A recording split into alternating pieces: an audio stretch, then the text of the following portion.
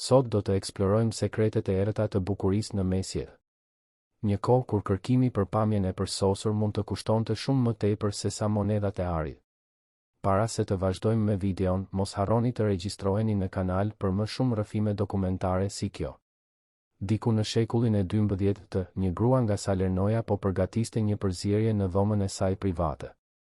Përbërësit qëndronin mbi një tavolinë druri të nxirë nga koha. Kishte lule të thata, vajra aromatik dhe erza të ardhur nga toka të largëta. Mes tyre, megjithatë, shkëlqente një pluhur i bardhë në dukje i padëmshëm. Ajo nuk e dinte. Ose mbase e dinte dhe thjesht nuk i bëhej vonë. Se ai pluhur përmbante plumë. Ajo do të aplikonte përzierjen në fytyrë çdo mëngjes, duke shpresuar të fitonte një lëkurë të dukshme si hëna e plodh. Ajo që do të fitojë me kalimin e viteve do të ishte diçka shumë e ndryshme. Historia e bukurisë në mesjet është një rrëfim magjepsës dhe shqetësues për gjendjen njerëzore.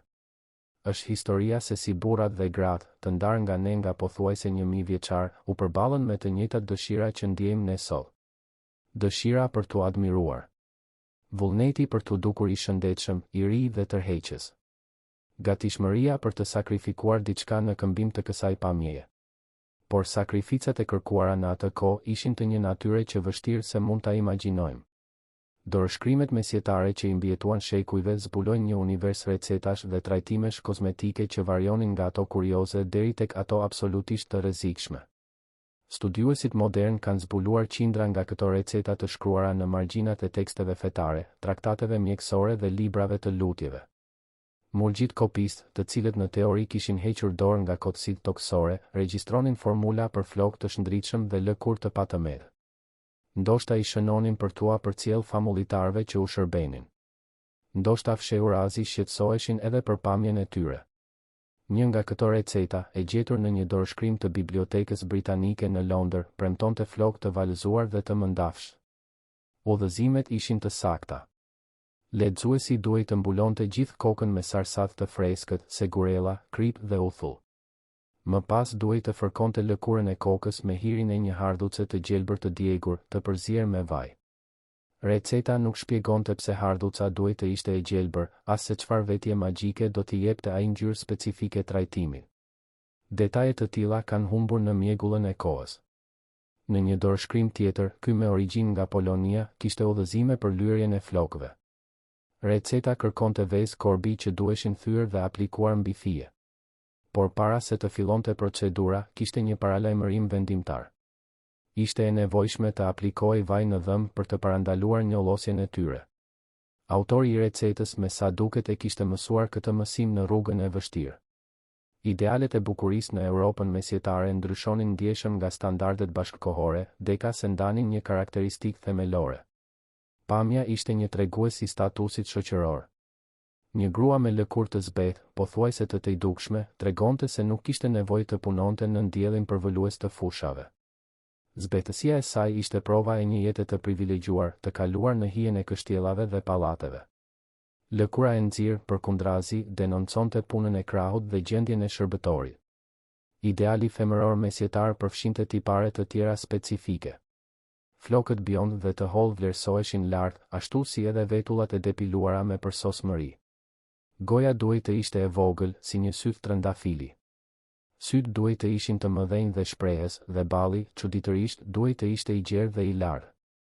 Gratë e asaj kohe arrinin deri aty sa të depilonin vijën e flokëve për të krijuar përshtypjen e një balli më të spikatur, të lidhur me inteligjencën dhe fisnikërinë. Portretet që kanë mbietuar nga kjo periudhë ilustrojnë këto standarde me një qartësi mbresëlënëse.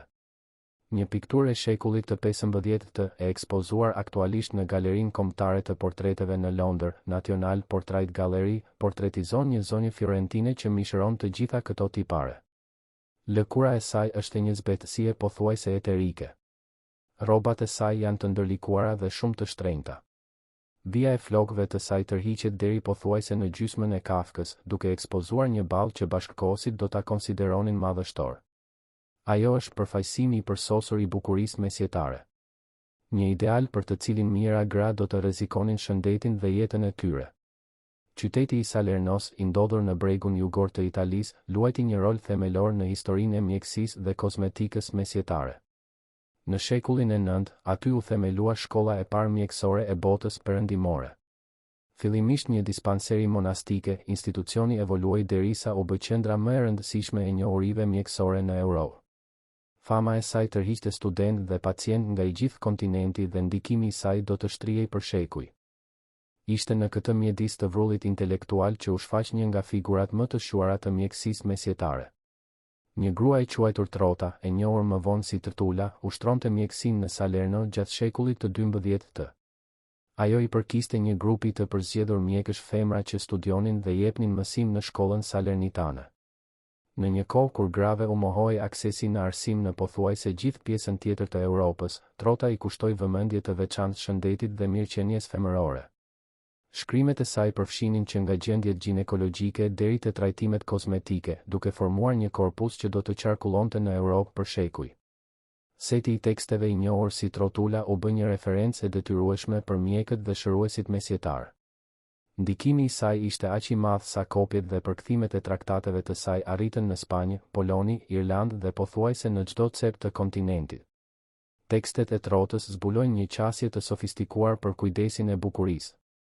Ajo përshkruante pastrime të fytyrës, eksfolime me krundet e grurit dhe hidratim me kremra të përgatitur sipas recetave të mjekut Romak Galeni, Galenus.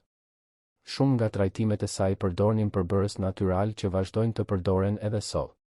Bimët lokale, lulet, vajrat vegetale dhe yndyrat shtazore formonin bazën e përgatitjeve të saj. Erëzat e importuara si arrëmyshku, kanela dhe karafili shfaqeshin gjithashtu në formulat e saj, duke demonstruar sofistikimin e tregtisë mesjetare. Por mes përbërësve të renditur nga Trota, kishte disa që shkaktojnë shqetësim të thellë për sytë modern. Traktatet e saj përmendin mërkurin, sulfurin, natronin dhe gëlqeren e pashuar. Kishte gjithashtu një përbërës arseniku të quajtur orpiment, oropigmento, dhe, ndoshta më i përhapur nga të gjithë, ishte plumbi i bardhë, një pigment natyral që shfaqej në disa receta të ndryshme. Trota e përdorte plumbin e bardhë në trajtime për të zbardhur lëkurën, për të shëruar djegjet nga dielli, për të trajtuar çarjet e lëkurës dhe madje për të eliminuar morrat rreth syve. Ajo ndoshta nuk e kuptonte plotësisht toksicitetin e këtij përbërësi. Megjithse disa nga bashkëkohësit e saj kishin regjistruar vëzhgime shqetësuese.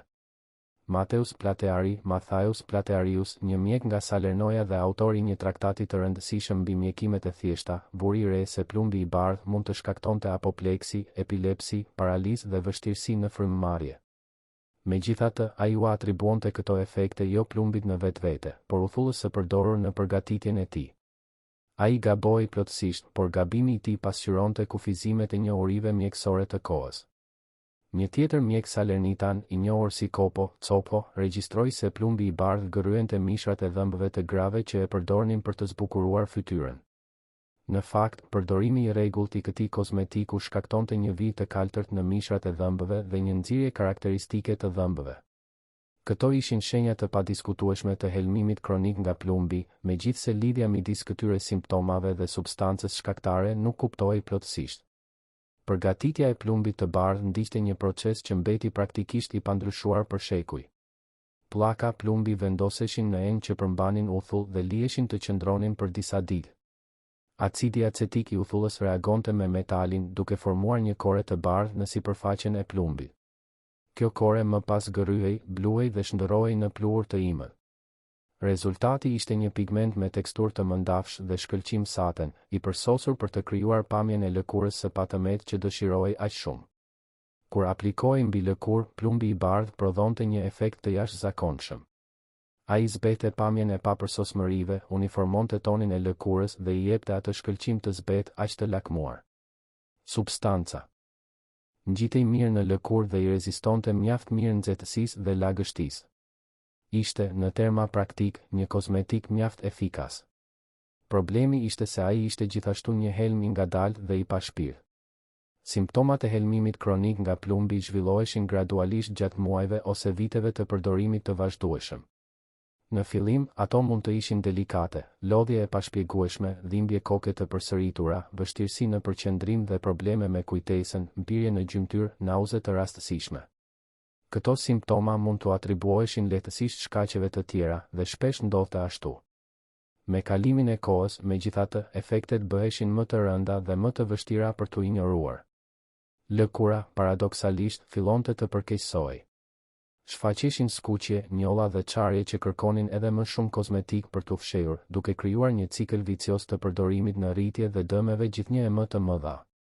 Flokët fillonin të rinin, veçanërisht në vijën ballore. Dhëmbët liroheshin dhe rrinin. Problemet gastrointestinale kronike e bënin jetën të mjerueshme. Çrregullimet neurologjike mund të çonin në konfuzion mendor, vështirësi në të folur dhe madje paralizë. A i njinin gratë mesjetare këto rreziqe? Përgjigja është komplekse dhe zbuluese. Disa sigurisht e injoronin lidhjen midis kozmetikës së tyre dhe sëmundjeve të tyre. Por të tjerat e dinin mirë se përbërësit që aplikonin në fytyrat e tyre ishin të rrezikshëm dhe vazhdonin t'i përdornin gjithsesi. Për të kuptuar këtë zgjedhje në dukje iracionale, është e nevojshme të kuptojmë kontekstin shoqëror në të cilin jetonin këto gra. Në shoqërinë mesjetare, bukuria femërore ishte shumë më tepër se sa një çështje e kotësisë personale. Ishte një monedhë shkëmbimi vendimtare në një botë ku gratë kishin shumë pak pushtet ose autonomi. Një fytyrë e bukur mund të nënkuptonte ndryshimin midis një martese të favorshme dhe një jete me privime. Ajo mund të përcaktonte pozicionin shoqëror të një familjeje të tërë. Mund të bënte, fjalë për fjalë, ndryshimin midis mbijetesës dhe mjerimit. Në këtë kontekst, rreziqet e helmimit nga plumbi ndoshta dukeshin të pranueshme. Efektet ishin graduale dhe shfaqeshin vetëm pas vitesh përdorimi. Përfitimet, nga ana tjetër, ishin të menjëhershme dhe të prekshme. Një lëkurë më e çelur dhe më uniforme mund të hapte dyrë që përndryshe do të mbeteshin të mbyllura. Dhe kishte gjithmonë shpresë, ndoshta naive, se efektet më të këqija mund të shmangeshin ose minimizoheshin. Historia e kozmetikës mesjetare nuk kufizohet gjithsesi në trajtimet relativisht të pafajshme, ndonse të rrezikshme, të përdorura në përditshmëri. Ekziston një kapitull më i errët i këtij rrëfimi, një kapitull që përfshin vdekjen, krimin dhe një formë perverse të çlirimit femëror. Në Firencen e shekullit të 16, një grua e quajtur Prudenca Dani bënte atë që dukej se ishte një jetë e zakonshme për standardet e kohës. Ajo ishte nën e 5 fëmijëve dhe gruaja e një burri të quajtur Matio Tech. Por nën sipërfaqen e kësaj normaliteti, po zhvillohej diçka shumë e ndryshme. Prudenca nuk ishte e lumtur në martesën e saj. Detajet specifike të vuajtjes së saj kanë humbur në histori, por pakënaqësia e saj ishte aq e thellë sa e çoi atë në një vendim ekstrem. Ajo vendosi të vriste burrin e saj. Dhe për këtë ju drejtua një të njohurit të vjetër, një njeriu me reputacion të dyshim të quajtur Pacifico, parfumieri. Pacifico i siguroi Prudencës një substancë që ajo e njihte mirë. Ishte arseniku, një përbërës i zakonshëm në kozmetik dhe mjekime të asaj kohe. I përdorur në sasi të vogla, shërbente për të zbardhur lëkurën ose për të eliminuar parazitët. Në doza më të mëdha, ishte një helm vdekjeprurës. Prudenca i dha arsenik burrit të saj, ndoshta në doza të vogla dhe graduale që simulonin simptomat e një sëmundjeje natyrale. Kur Matio Tech më në fund vdiq, vdekja e tij ju atribua shkaqeve natyrale. Prudenca dukej se i kishte shpëtuar ndëshkimin. Por atëherë u zbulua një letër. Në atë letër, Prudenca kishte shkruar se do të shtirej sikur arseniku ishte për të trajtuar morrat në kokën e fëmijëve të saj. Ky ishte një justifikim i besueshëm, pasi arseniku përdorej zakonisht për këtë qëllim. Por letra zbulonte qëllimin e vërtet pas blerjes. Dhe kjo vullosi fatin e Prudencës. Dënimi erdhi shpejt. Regjistrimet e kohës përshkruajnë se si kompania e vëllazërisë së Shën Marisë së Kryqit në tempull, Santa Maria della Croce al Tempio, përgjegjëse për të ndihmuar të dënuarit me vdekje, e shoqëroi Prudencën në momentet e saj të fundit. Dokumentet pohojnë se krimi i saj u krye nga nxitja djallëzore dhe ndoshta nga ndikimi i njerëzve me reputacion të keq, të tërhequr nga bukuria dhe hiri i saj. Më 26 prill, Prudenca u ekzekutua me prerje koke në një skenë të ndërtuar posaçërisht përpara burgut civil, pranë kishës së Shën Apolinarit, Santa Apollinare. 1. Broshur mbi rastin u botua më vonë dhe u bë e njohur në qytetet italiane. Në të, Prudenca shfaqet duke thënë se askush nuk do ta besonte se një bukuri e tillë do të kishte mungesë mbështetjeje, force ose favori. Por se drejtësia e Zotit tregoi pak favor ndaj bukurisë së saj. Pamfleti theksonte se si bukuria nuk do të thoshte asgjë kur njeriu ishte i mbuluar me gjak, me kokën e ndarë nga trumbu i bardhë.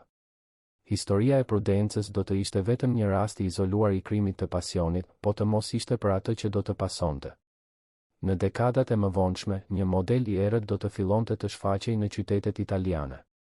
Gratë e bllokuara në martesa të pakënaqura, pa mundësi ligjore për divorc, filluan të gjenin një rrugdalje tjetër. Roma e shekullit të 17 të ishte një qytet i ekstremeve. Pasuria dhe varfëria jetonin krah për krah. Kisha ushtronte pushtet të madh mbi të gjitha aspektet e jetës së përditshme. Dhe për gratë, opsionet ishin jashtëzakonisht të kufizuara. Sa po martohej, një grua bëhej pronë e burrit të saj. Ai kontrollonte financat e saj, pasuritë e saj dhe madje edhe lëvizjet e saj.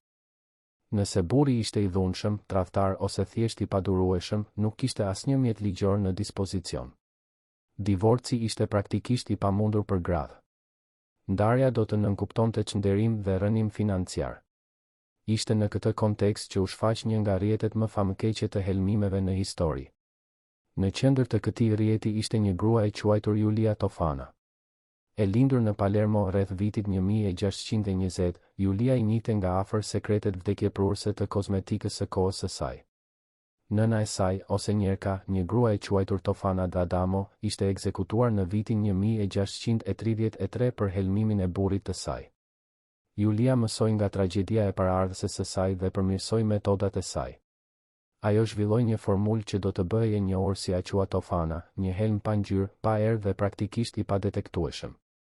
Përbërja e saktë ka humbur, por historianët besojnë se përmbante arsenik, plumë dhe ndoshta belladonna, një bimë e njohur për zgjerimin e bebëzave të syrit dhe dhënien e një shikimi më tërheqës kur përdoret në doza të vogla. Gjenia djallëzore e Julias qëndronte në mënyrën se si e tregtonte produktin e saj. Helmi shitej në shishe të vogla të etiketuara si Mana e Shën Nikolës, Mana di San Nicola, gjoja një vaj mrekulli bërës i nxjerrë nga kockat e shenjtorit në varrin e tij në Bari. Shishet mbanin madje edhe imazhin e shenjtorit, duke u dhënë atyre pamjen e një objekti devocional. Kushdo që do t'i gjente në një shtëpi, nuk do të dyshonte kurrë për natyrën e tyre të vërtetë. Klientët e Julias ishin kryesisht gra të dëshpëruara, gra të burrave abuziv, gra të detyruara në martesa të rregulluara me burra shumë më të moshuar, të reja që ishin shitur të huajt nga familjet e tyre. Për këto gra, shishja e vogël përfaqësonte diçka që sistemi ligjor i kohës u amohonte, përfaqësonte një rrugdalje, përfaqësonte lirinë. Udhëzimet për përdorim ishin hartuar me kujdes. Gruaja duhej t'i jepte doza të vogla burrit gjatë disa ditëve ose javëve. Simptomat e para do të ishin të ngjashme me një ftoje të zakonshme. Me dozat e mëvonshme, simptomat do të përparonin në diçka të ngjashme me një grip të rëndë. Përfundimisht, burri do të vdiste dhe vdekja e tij do t'u atribuohej shkaqeve natyrale.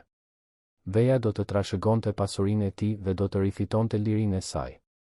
Numri i saktë i viktimave të Aqua Tofana mbetet i diskutueshëm. Disa vlerësime flasin për 600 të vdekur gjatë 2 dekadave. Të tjerë janë më konservator. Ajo që është e sigurt është se rrjeti i helmimit operoi për vite me radhë para se të zbulohej dhe se viktimat e tij përfshinin burra të gjitha klasave shoqërore, nga fisnikët të tregtarët e thjeshtë. Vet Julia Tofana duket se ka vdekur qetësisht në vitin 1651, pa u akuzuar kurrë për krimet e saj. Por bashkëpunëtorët e saj nuk patën të njëjtin fat. Në vitin 1659, autoritetet papnore më në fund e çmontuan rrjetin. Hetimi u nxit, sipas disa versioneve, nga një kliente që i rrëfeu planet e saj një prifti gjatë rrëfimit. Versione të tjera pohojnë se policia ndaloi një korrier që transportonte mostra të helmit. Sido që të ketë qenë shkaku, pasojat ishin shkatërruese për gratë e përfshira. Më 5 korrik 1659, 5 gra u varën publikisht në Campo de' Fiori, në zemër të Romës. Mes tyre ishte Gjeronima Spana, thjeshtra e Julia Tofanës dhe operatorja kryesore e rrjetit pas vdekjes së njerëkës së saj. U ekzekutuan gjithashtu Giovanna de Grandis, Maria Spinola, Laura Crispolti dhe Graziosa Farina, të gjitha të akuzuara për prodhimin ose shpërndarjen e helmit. 40 gra të tjera u dënuan me burgim të përjetshëm sepse kishin blerë dhe përdorur Aqua Tofana. Mes të akuzuarave, kishte madje edhe anëtare të aristokracisë romake. Megjithse regjistrimet sugjerojnë se disa prej tyre i shpëtuan dëshkimit fal lidhjeve të tyre politike. Një nga të akuzuarat më famëkeqe ishte Ana Maria Conti. Ana Maria Conti, një ere që në moshën 19 vjeçare ishte martuar tashmë 2 herë.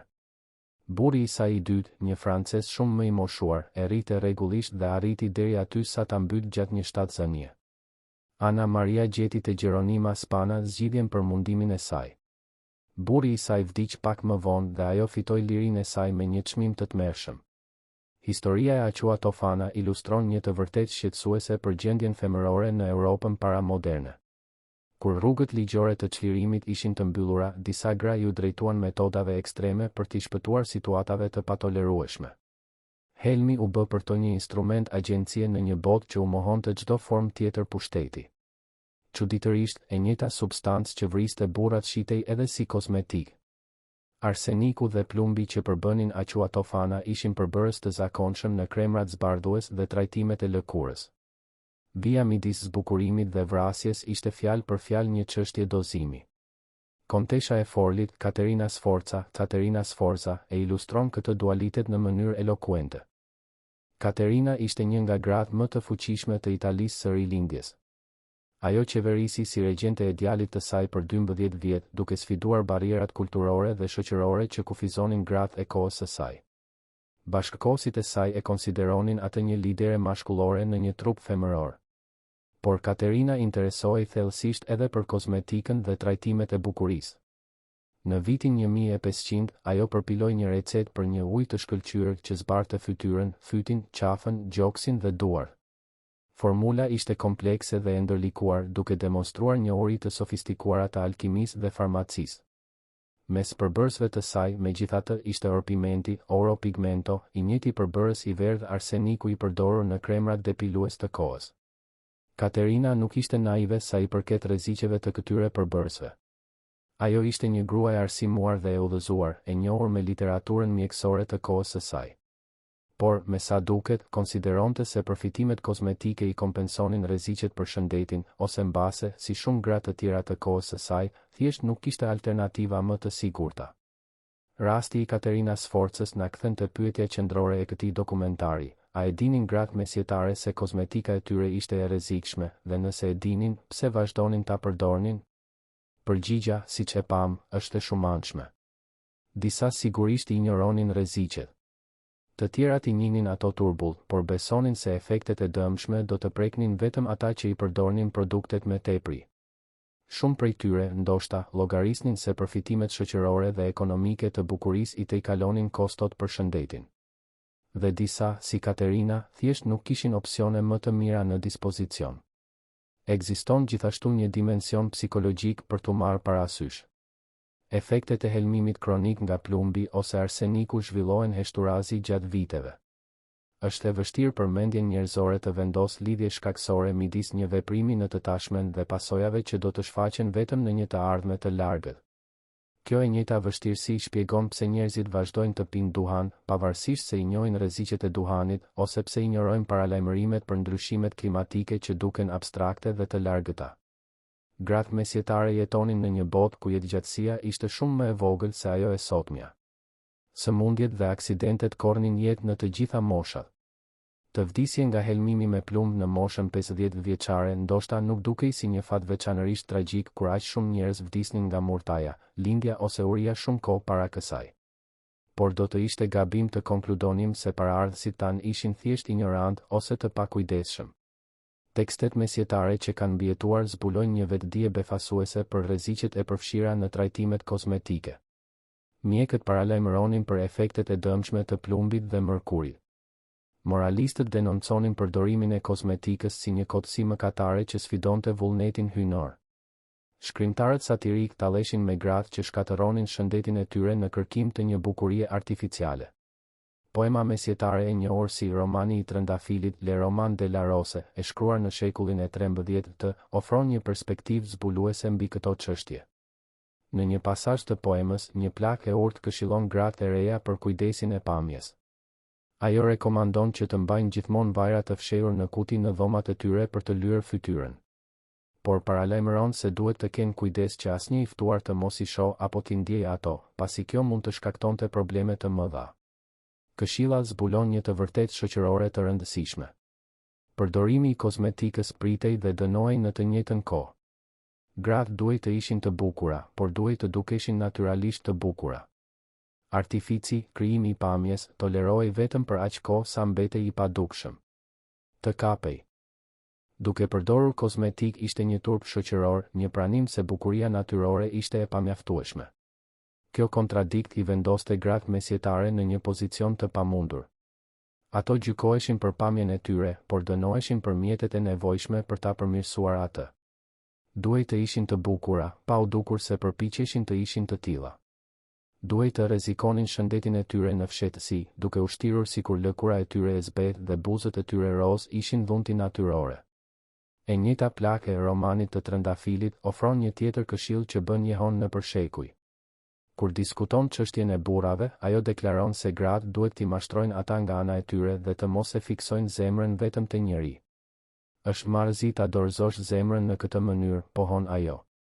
Një grua duhet të ketë disa dashnor dhe të rregullohet, nëse mundet, të jetë aq e këndshme sa të sjellë vuajtje të madhe të gjithëve.